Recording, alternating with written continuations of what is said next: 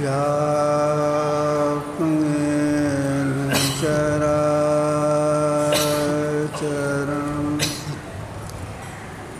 तत्पदं दर्शितं तस्मै श्रीगुरवे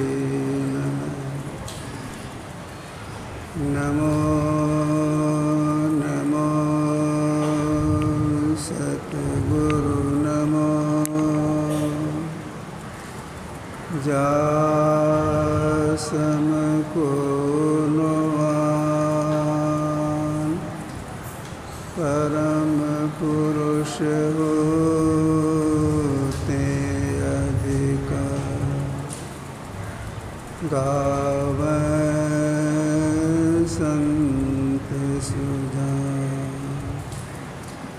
धन्य धन्य सतगुरु सुखदा महिमा कही न जाए। जो कछु कहाँ तुम्हारी कृपा मोते कछु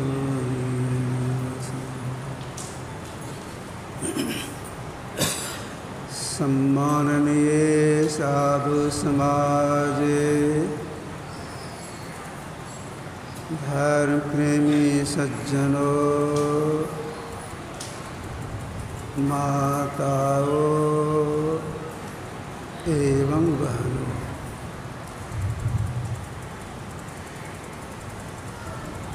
जब से सत्संग प्रारंभ हो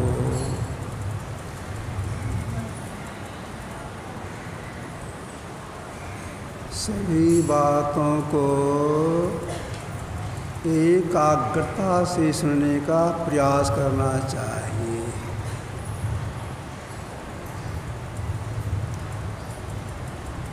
सुनते सुनते बात समझ में आती है।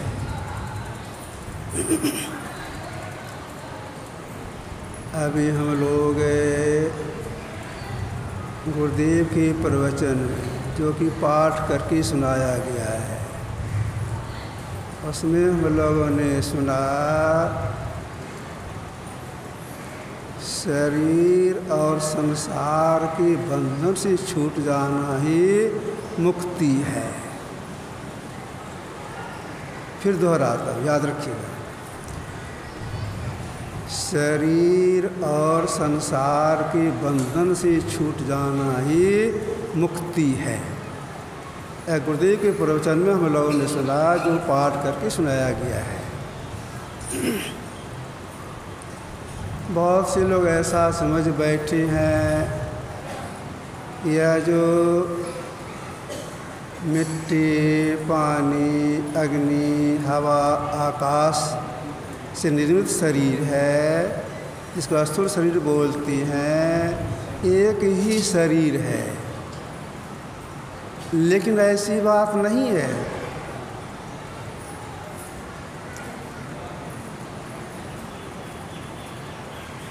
उपनिषद में 3 शरीर की चर्चा आई हुई है और संतवाणी में 5 शरीर की चर्चा आई है। तो 3 शरीर के अंदर ही 5 शरीर है। तो 3 शरीर का ही या 5 शरीर का एक ही बात है। तो जितने तत्वों से यह शरीर बना है, उतने तत्वों से संसार भी बना है। बीच में नहीं आना चाहिए। जितने तल शरीर के अंदर में हैं, उतने तल बाह्य संसार में भी हैं।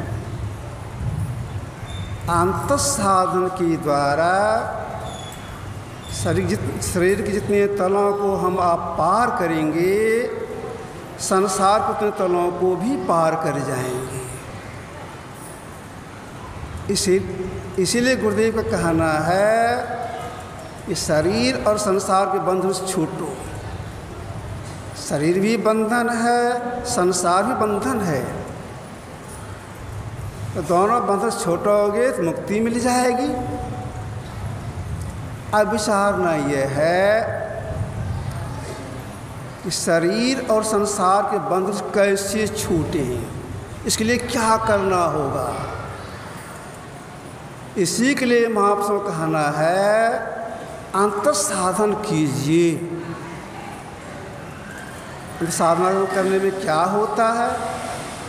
अंतर साधना में सिमटाव होता है,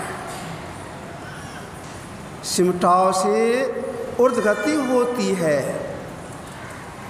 आवरण का भेदन होता है, इंद्रियां छूटती है, तब उसका परम कल्याण हो जाता है। तो जो अंतर साधना करते हैं तो अपने अंदर में चल करके स्थूल शरीर को पार करते हैं, तो स्थूल संसार को पार कर जाते हैं, सुख शरीर को पार करते हैं, सुख संसार को पार कर जाते हैं। यह काम कौन करेगा? इस तरह की अंतर साधना कौन करेगा? मनुष्यधारी जीवात्मा करेगा। गाय में जीव है, वह नहीं कर सकती है। हम मनुष्य हैं, हम विश्व में रहते हैं, हम जीव हैं, हम यह साधना कर सकते हैं।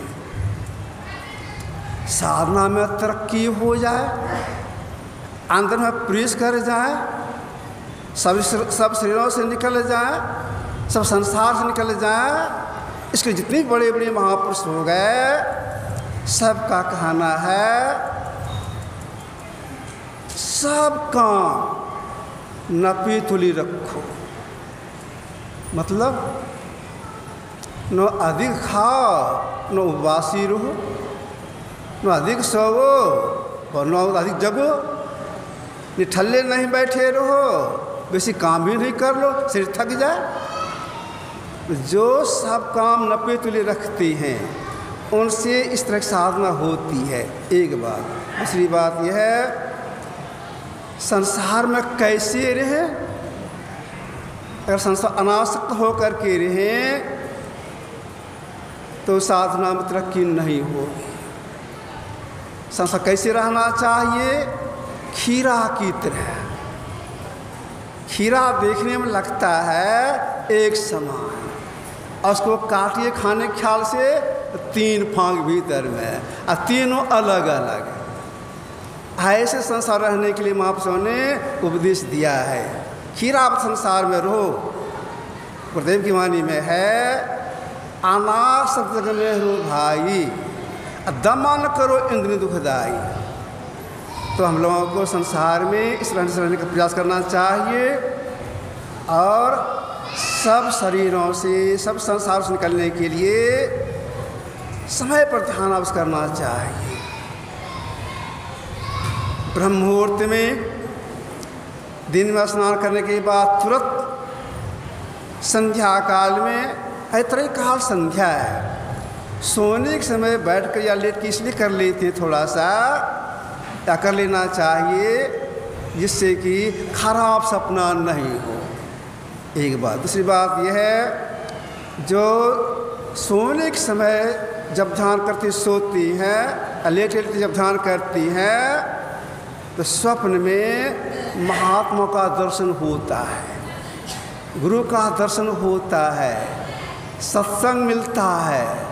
तो महात्मा का दर्शन स्वप्न में जब होता है, समझ लीजिए अब साधक की आध्यात्मिकता की उन्नति होगी। इसलिए हम लोगों को समय में बैठ करके या थोड़ा सा लेट करके ही जब ध्यान कर सोना चाहिए। इसकी जानकारी सत्संग से प्राप्त होता है। देखिए 6 बजे के बाद यहाँ वाली घंटी तो बज जाती है, 6:30 बजे फाइनल घंटी बजती है ध्यान करने का। तो समय की पाबंदी होनी चाहिए। हम लोग ये घंटी बैठे, देखिए गुरुराज दीक्षा देते थे तो किन्हीं किन्हीं को बोलते थे कि देखो 1 घंटा इस आसन से नहीं बैठोगे तो कुछ नहीं होगा। हम 1 घंटा देर तक बैठ किसके लिए? शरीर को कुछ खुराक देना चाहिए। खुराक यही शरीर में एनर्जी आ जाए, थोड़ा टहलना जरूर चाहिए। इसके बाद जो बैठेंगे, अच्छा हम 1 घंटा देर तक बैठे बिना हिले डुले तो बैठ सकते हैं। अगर टहलेंगे नहीं, बैठे हैं फिर बैठे रहेंगे तो मनोकता आ जाएगा, देर तक नहीं बैठ सकेंगे। ये आपकी संस्था से रखा। बोलिए प्रेम से श्री सद्गुरु महाराज।